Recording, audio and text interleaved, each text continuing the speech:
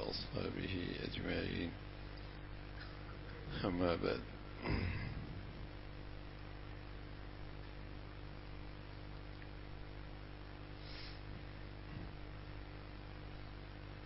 میراث کوئی اختیاری معاملہ نہیں بلکہ ایک ایسا حق ہے جو مرنے والا اور وارث نہ بھی چاہے تب بھی ثابت ہو جاتا ہے۔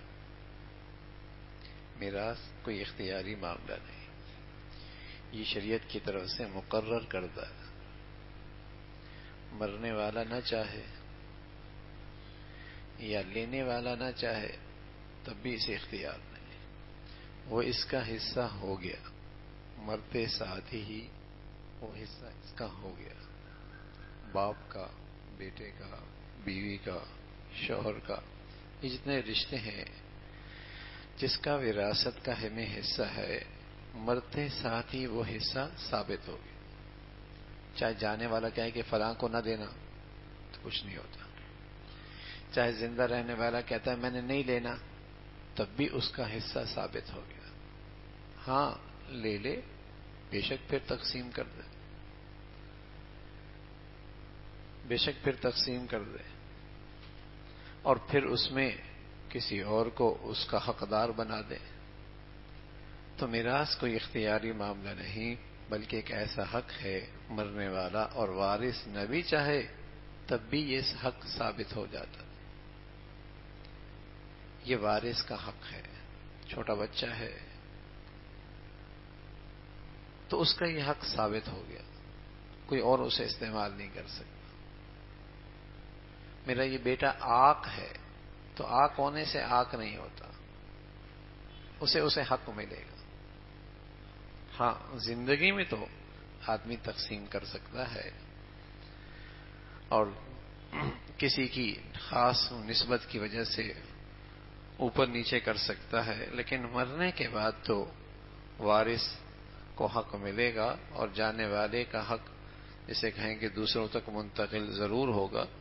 اگر وارث کسی وجہ سے مثلا آپس کی لڑائی جھگڑے اور رنجش کی وجہ سے یا دوسرے وارثوں کو فائدہ پہنچانے کی غرض سے چاہتا ہے کہ میں فلاں میت کے مال میں حصہ نہ لوں، تو اس کے چاہنے سے کچھ نہیں ہوتا، اسے میت کے مال میں سے حصہ ملے گا، اس کے چاہنے سے کچھ نہیں ہوتا۔ اگر میت نے مال چھوڑا ہے اور یہ اس کے شرعی وارثوں میں سے ہے تو یہ شخص خود بخود شرعاً اس کا مالک اور وارث بن جاتا ہے، خواہ قبول کرے یا نہ کرے۔ ہاں البتہ یہ ہو سکتا ہے کہ اپنا حصہ لینے کے بعد کسی دوسرے کو دے دے اور بے شک اپنے پاس نہ رکھے، یہ تو ہو سکتا ہے، لیکن مرنے کے بعد اس کا حق ثابت ہو جاتا کہ یہ بھی وارثوں میں ہے، اس کا بھی اتنا حصہ بنتا ہے، یہ مالیت اس کی ہے، یہ تو ثابت ہوگا۔ اسی طرح اگر مورث چاہتا ہو کہ فلاں وارث میرے مال میں حصے دار نہ بنے تو اس کی خواہش سے کچھ نہیں ہوتا، اس کی خواہش سے کچھ نہیں ہوتا کہ فلاں آدمی کو میرا مال نہ ملے۔ اگر وہ شرعی وارث ہے تو مرنے والے کے مرنے کے بعد وہ ضرور ملے گا، چاہے مرنے والے کی خواہش نہیں تھی اس کو ملنے کی، اور ہوتا بھی ہے، بس اوقات آدمی مال چھوڑتا ہے اور اس کے ایسے وارث بن جاتے ہیں اور ایسوں تک مال منتقل ہو جاتا ہے جنہیں زندگی بھر یہ دیکھنا بھی نہیں چاہتا تھا، اپنے پاس بٹھانا بھی نہیں چاہتا تھا، وہ اس کے مال کے وارث بن رہے ہوتے۔ اس لیے عقل مندی کیا ہوتی ہے؟ اپنے مال کا استعمال زندگی میں اچھا کرے، زندگی میں بھی اچھا کرے، تاکہ کچھ کل کے لیے تو کر سکے، ورنہ بس اوقات زندگی میں جنہیں دیکھنا بھی نہیں چاہتا، ملنا بھی نہیں چاہتا، اپنے پاس بٹھانا بھی نہیں چاہتا، اور وہ شرعی وارثوں میں سے ہیں، مال تو جائے گا۔ مرنے کے بعد یہ خواہش، مرتے ہوئے یہ خواہش قابل قبول نہیں کہ میرا مال فلاں کو نہیں ملنا چاہیے، شرعی وارث ہے تو ضرور ملے گا، وہ سے ملے گا۔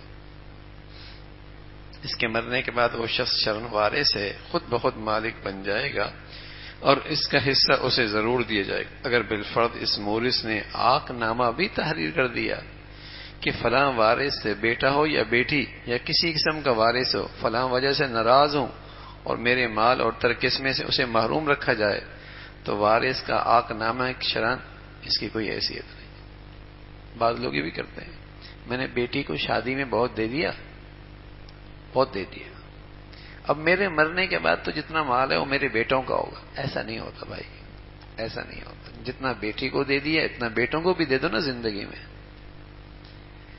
اتنا بیٹوں کو بھی دے دو۔ یہ خیال کرنا کہ چونکہ میں نے بیٹی کی شادی بڑی دھوم دھام سے کی ہے اور بڑا جہیز دیا ہے اور میں نے اس کو ایک پلاٹ بھی دے دیا تھا اور اتنا سونا بھی دیا تھا، اب مرنے کے بعد تو میرے بیٹوں کا ہے۔ نہ نہ نہ، اگر مال ہے تو مرنے کے بعد شریعت کے مطابق بیٹے بیٹیوں میں تقسیم ہوگا۔ مرنے کے بعد بیٹے بیٹیوں میں تقسیم ہوگا۔ اور بس اوقات آدمی انہی خواہشات کی وجہ سے اپنی آخرت خراب کرتا ہے، انہی غلط اور ناجائز خواہشات کی وجہ سے اپنی آخرت خراب کرتا ہے، دوسروں کی دنیا بنانے کے لیے اپنی آخرت خراب کر رہا ہوتا ہے۔ تو جو دینا ہے بیٹوں کو بھی زندگی میں دو، بیٹوں کو، لیکن مرنے کے بعد تو وہ بیٹے بیٹیوں میں شرعاً تقسیم ہوگا۔ شریعت کیا کہتی ہے، بیٹوں کا کیا حصہ ہے، بیٹیوں کا کیا حصہ ہے، وہ تو اس کے مطابق تقسیم ہوگا۔ تو بس اوقات آدمی کی غلط خواہش اور غلط چاہت اس کے لیے وبال بن جاتی ہے، اور یہی مال اس کے حق میں مصیبت بن جاتا ہے، اور اللہ تعالی سے محرومی کا باعث بنتا ہے، اور آخرت کی زندگی نہ ختم ہونے والی زندگی، وہ راستہ خراب ہو جاتا ہے۔ تو وراثت میں بیٹیوں کا بھی حق ہے، بیٹوں کا بھی حق ہے، نہ بھی چاہے تب بھی وہ حق منتقل ہوگا اور وہ اس کے وارث ہوں گے۔ اللہ تعالیٰ دین کے تمام معاملات میں اور خاص طور پہ مالی معاملات میں اللہ تعالیٰ میں شریعت کے مطابق عمل کی توفیق نصیب فرمائے۔